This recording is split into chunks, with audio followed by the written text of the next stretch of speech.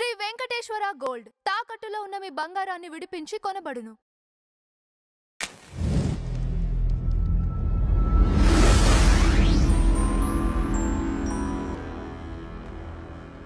నమస్కారం నాగార్జున గారు. నమస్తే అండి గారు. కొమ్మినేని శ్రీనివాస్ గారు అరెస్ట్ అయ్యారండి.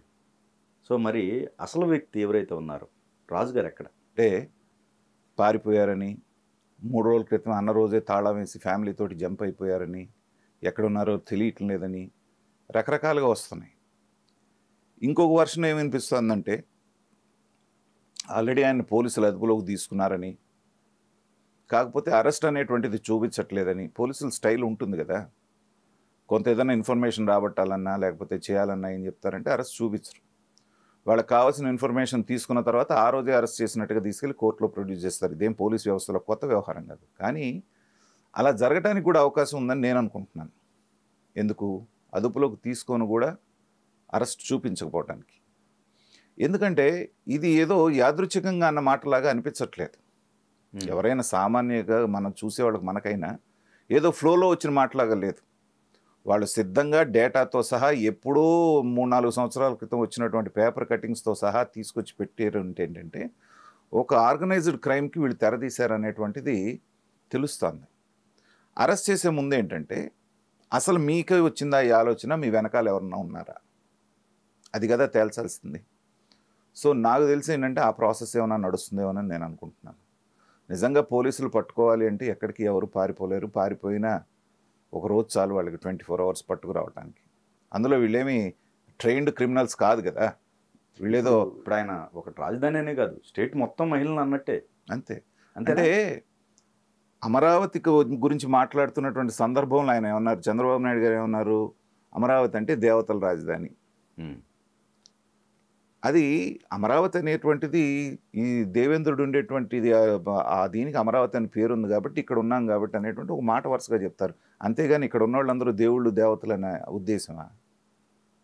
సింబాలిక్గా చెప్పినటువంటి మాట. ఇప్పుడు కేరళ వాళ్ళు ఏం చెప్పుకుంటారు, వాళ్ళు God's own country, own country అని చెప్పుకుంటారు వాళ్ళు. ఎందుకంటే టూరిజం ప్రమోట్ చేసుకోవడానికి, ప్రైడ్గా చెప్పుకోవడానికి. లేదు, అమరావతి కూడా ఒక చరిత్ర ఉంది కదా. చరిత్ర ఏ దీనికి లేని చరిత్ర. అవును, ఎగ్జాక్ట్లీ. ఇప్పుడు క్రీస్తు పుట్టక ముందు నుంచి 100 సంవత్సరాల అవతల నుంచి ఉన్నటువంటిది. అసలు చాలా దేశాలు పుట్టకముందే, అమెరికా లాంటి వాళ్ళకి అసలు నాగరికత తెలియకముందే, అమెరికా అనే దేశం పుట్టకముందే 1500-1600 సంవత్సరాల క్రితం నుంచి విదేశీయానం ఇక్కడ మనకి ఏదో ఉండి మనం గుడ్డలు కట్టుకొని మనం వ్యవసాయం చేసుకొని బతకటమే కాదు, ఇక్కడ నుంచి యూరప్ కంట్రీస్ వరకు ఇవన్నీ కూడా రవాణా జరిగిందనేటువంటిది చారిత్రాత్మక ఆధారాలు ఉన్నాయి. ఆ రోజున గౌతమిపుత్ర శాతకర్ణి దగ్గర నుంచి నిన్న మొన్నటి దాకా ఉన్నటువంటి రాజా వాసిరెడ్డి వెంకటాద్రి నాయుడు దాకా ఆ ప్రాంతాన్ని పాలించినటువంటి వాళ్ళే కదా. అంత చరిత్ర ఉన్నటువంటి ప్రాంతాన్ని పట్టుకొని ఎంతో గొప్ప వ్యక్తులు జన్మనిచ్చినటువంటి ప్రాంతం అది. రాజకీయంగా, తర్వాత లలిత కళారంగాల్లో కానీ లేకపోతే కళారంగాల్లో కానీ ఏ విషయంలో తీసుకున్నా అలాంటి ప్రాంతాన్ని పట్టుకొని ఒక ముద్ర వేయటం అంటే ఏంటంటే నీ తల్లి నీకు నేర్పించినటువంటి సంస్కారం. నీ తల్లి సరైనటువంటి టైంలో నిన్ను మందలిచ్చలేదు కాబట్టి, ఎందుకంటే ఆ తల్లిని కూడా తీసుకొచ్చి మాట్లాడటం అనేటువంటిది తప్పే. కానీ ఇలాంటి మాటలు మాట్లాడే వాళ్ళని తల్లి కాకపోతే భార్య అయినా మందలించాలి. నేను మొట్టమొదటి నుంచి ఒక మాట చెప్పేవాడిని.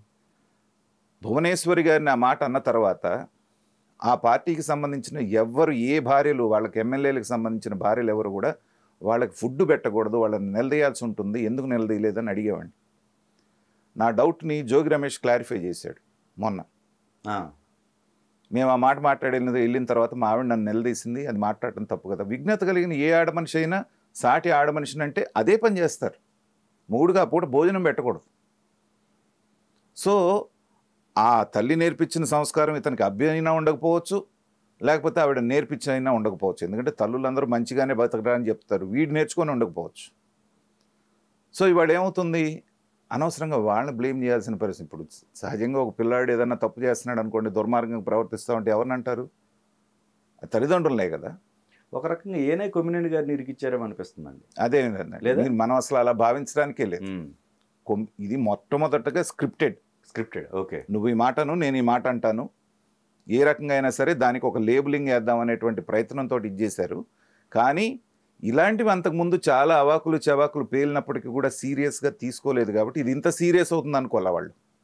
ఇది వ్యక్తి కాకుండా ఎంటైర్ సిస్టమ్ని ఒక ప్రాంతాన్ని మొత్తాన్ని వాళ్ళు ఎప్పుడైతే ముద్రేశారో అక్కడ ఇది ఊహించినటువంటి ఇది వచ్చింది. ఆడమనిషి అనే ప్రతి ఆడమనిషి రగిలిపోతున్నారు. రైట్. అలాంటి సందర్భంలో ఇలాంటి వ్యక్తికి ఏదో తీసుకెళ్ళి అరెస్ట్ చేసి లేకపోతే 41A నోటీసులు ఇచ్చి చేసే అంత ఇది కాదు క్రైమ్ ఇది. కాబట్టి ఏంటంటే ఎక్కడ ఇరికించాలో ఎలా ఇరికించాలో వాళ్ళకి ఏ ఏ సెక్షన్లు పెట్టాలో ఎట్లా పెడితే బయటికి రాకుండా ఆ ప్రాసెస్ జరుగుతుందని నేను అనుకుంటున్నాను. ఇప్పుడు ఇదే కొమ్మినేని తీసుకోండి, చాలా గొప్ప నాలెడ్జ్ ఉన్నటువంటి వ్యక్తి, దాంట్లో ఏ రకమైన అనుమానం లేదు. దగ్గర దగ్గర 50 సంవత్సరాలు 5 దశాబ్దాల పాత్రికేయ అనుభవం ఉన్నటువంటి వృత్తుల అనుభవం ఉన్నటువంటి వ్యక్తి ఈ దశలోకి వచ్చేటప్పటికి ఇలా తయారవటం అనేటువంటిది చాలా దురదృష్టకరం. అతను ఎన్టీవీ నాకు ఎక్కడ పనిచేస్తున్నప్పుడు గుర్తులేదు కానీ ఎన్టీవీలో పనిచేసి మానేసిన టైంలోనో లేకపోతే మానేస్తాడన్న టైంలోనో ఇతను టోన్ మారింది. జగన్మోహన్ రెడ్డికి అనుకూలంగా మాట్లాడటం మొదలుపెట్టాడు.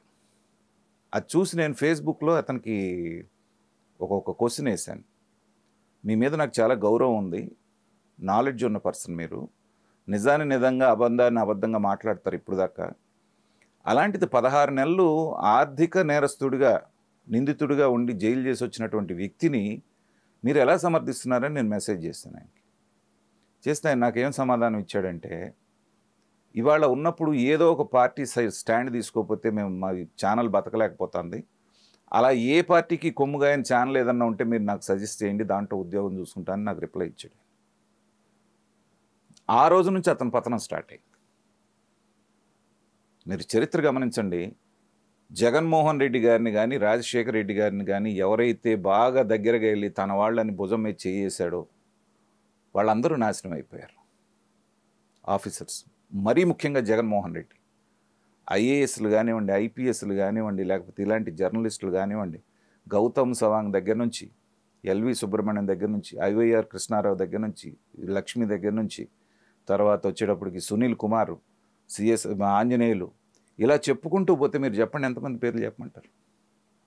వీళ్ళందరూ ట్రాక్ రికార్డు చంద్రబాబు నాయుడు గారు అంతకుముందు ప్రభుత్వాల్లో వీళ్ళు ఎలా ఉండేవాళ్ళు, బోల్డ్ అని మెడల్స్ వచ్చినాయి, బ్రహ్మాండమైనటువంటి పనితీరు కల్పించిన వాళ్ళు ఈయన భుజం మీద చేసి అన్న అక్క అనగానే భూస్థాపితం అయిపోయారు.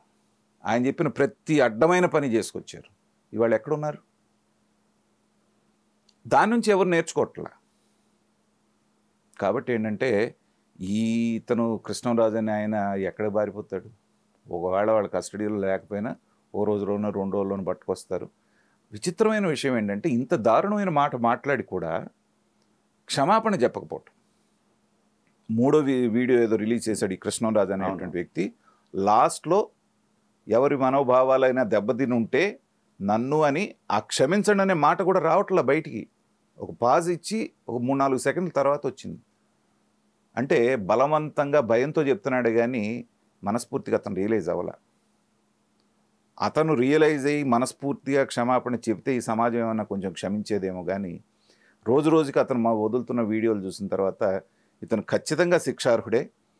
కావాలని చేశాడు, కావాలని మాట్లాడాడు అనేది ఎస్టాబ్లిష్ అయింది కాబట్టి అతను శిక్ష అనుభవించక తప్పదు.